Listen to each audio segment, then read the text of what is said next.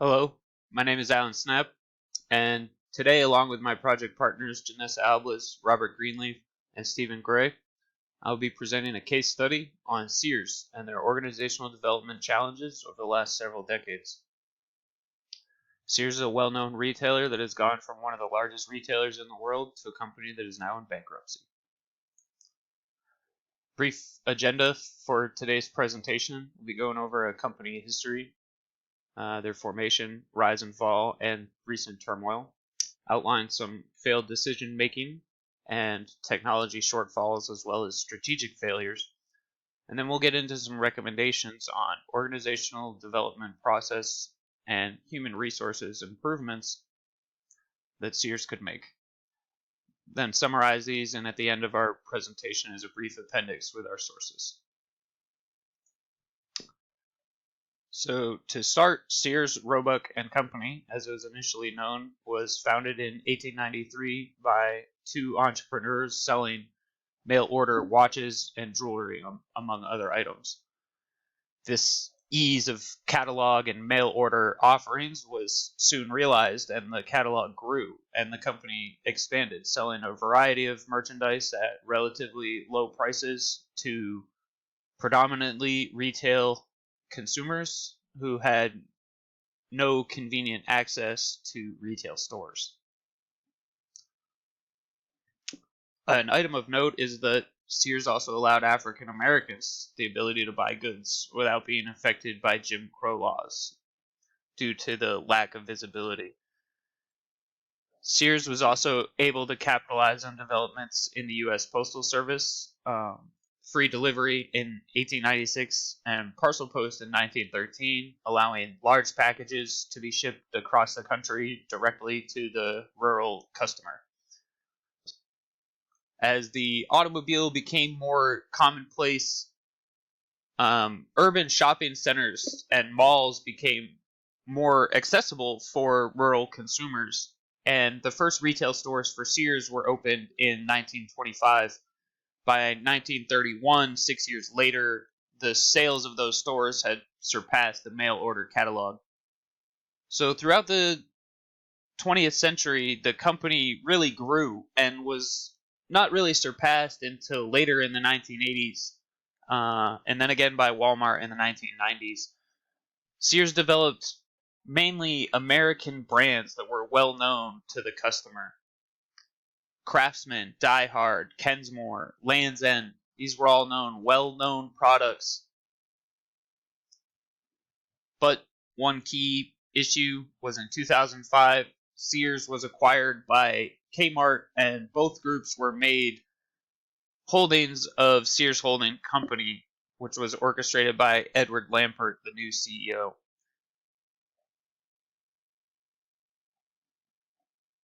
Lampert's decisions moving forward would be part of the key reasoning for the disarray of Sears. The sales that had started to decline in the 1980s did not resolve themselves under the direction of Edward Lampert. And by early 2000s, the first retail stores had started to close.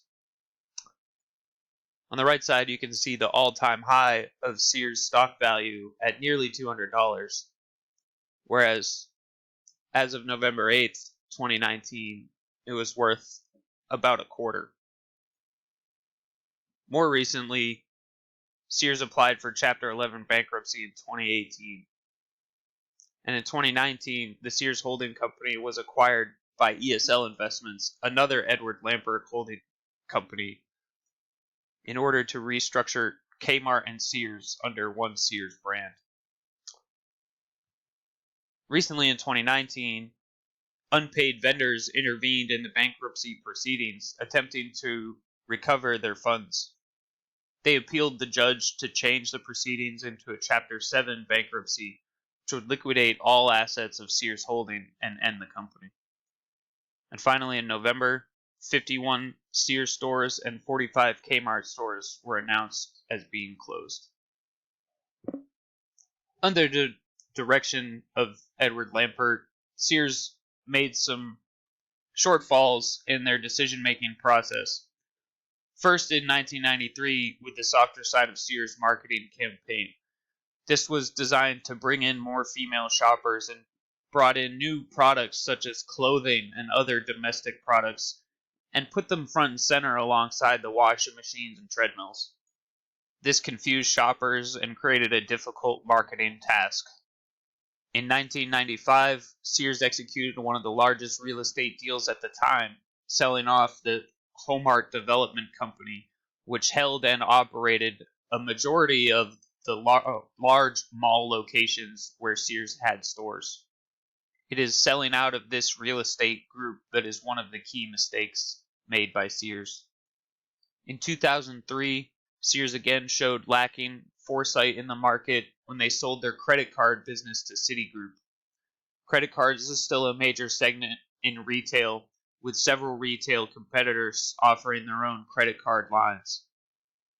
And to showcase a full breakaway from the initial Sears image, which was American brands that you could only get at Sears, Sears ended their connection with Land's End, which was one of the last brands that Sears maintained. Land's End has continued to experience success apart from Sears. Finally, in 2017, according to one study, Sears spent less than $1 per square foot on upgrades to their shopping experience in both online and retail markets, whereas other competitors such as Best Buy surpassed over $10 per square foot on upgrades. Now I would like to outline some of the technological shortfalls that Sears experienced. As early as the 1970s, Walmart started tagging their products with RFID chips, which allowed them to track their products and gave them feedback on data and inventory management. This radical change allowed implementation of just-in-time deliveries, which cut inventory costs and streamlined their delivery. These cost savings allowed Walmart to continue pushing for lower prices and a competitive advantage that came with it. And as that market share grew for Walmart, so did their ability to control the supply of the products. Sears no longer having brands that were only found at Sears meant that Sears was often getting products after Walmart was getting them and putting them on their shelves. Also, from this, Walmart was able to vertically integrate all of its rural community stores and stock shelves in one store with items that weren't selling at another. In 2005, Lambert instigated the Shop Your Way reward system designed to counter that, giving loyal customers cost savings through rewards points. But this technology was not rolled out properly and led to severe customer dissatisfaction, leaving unpaid products in the lanes after shoppers realized they weren't paying the same as they were seeing on the confusing Shop Your Way reward system. Another large issue more recently for Sears is the state of disarray in which their stores operate. Due to layoffs and store closures and lack of employee retention, often shipments are left out on the floors for customers to pick through or left even in boxes. This has led to further jeopardizing the customer experience for Sears.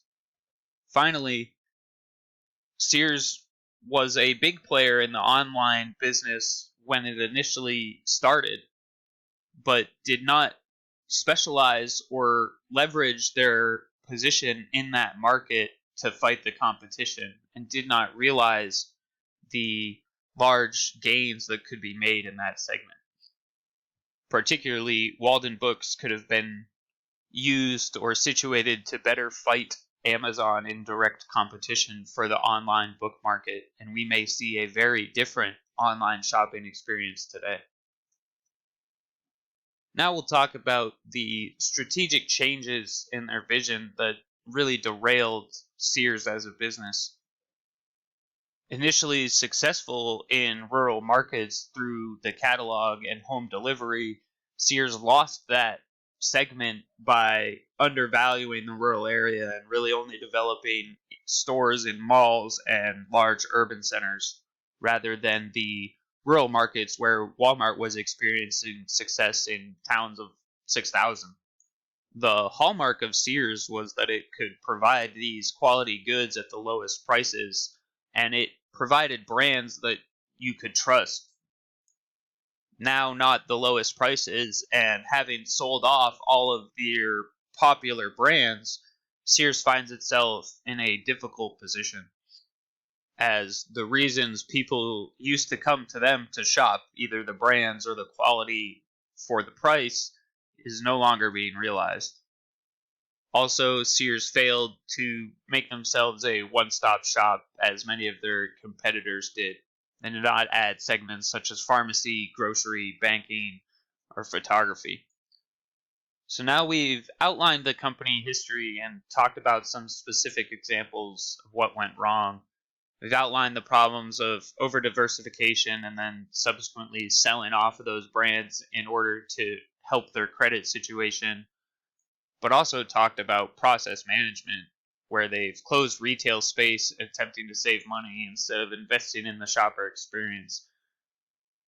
Also, market competition enjoyed advantages in this process management, which led to price advantages and increased retail traffic, which really underlines the two causes of Sears issues, both internal process turmoil and a competitive advantage in process management for their competitors. Finally, this turmoil has caused major issues in employee retention and the previously mentioned state of disarray that the stores are operating in. So, how do we fix it? It's clear that Sears doesn't have the means to flourish in a wide range of market structures, but they did have all of the right pieces. They didn't craft everything together correctly. Our first recommendation is for process reengineering, which may have proved extremely effective. It's really designed about thinking how a business reaches its goals. And the process under review in this case is delivery of the product, and our objective is to effectively reach more customers. One opportunity that Sears failed to identify was converting its retail space into distribution centers. Once it started struggling, they could have shed retail footprint while converting appropriate real estate assets and continuing to push online sales and other centralized services while still utilizing their valuable real estate. Liquidizing Walden Books was a key mistake for Sears in 2011 and serves as an example of missed opportunity in process management, because Walden Books could have been used as a tool rather than sold off for capital. We believe that Sears has the opportunity to re-engineer both its customer-centric and its network-centric processes. Network-centric process improvement could be achieved by leveraging their existing real estate, and customer-centric process improvements could have been used to increase their online accessibility and improve their customer experience. Process reengineering is an effective strategy for mitigating some of the issues, but this strategy cannot be successful without commitment from the group and individual levels within the organization.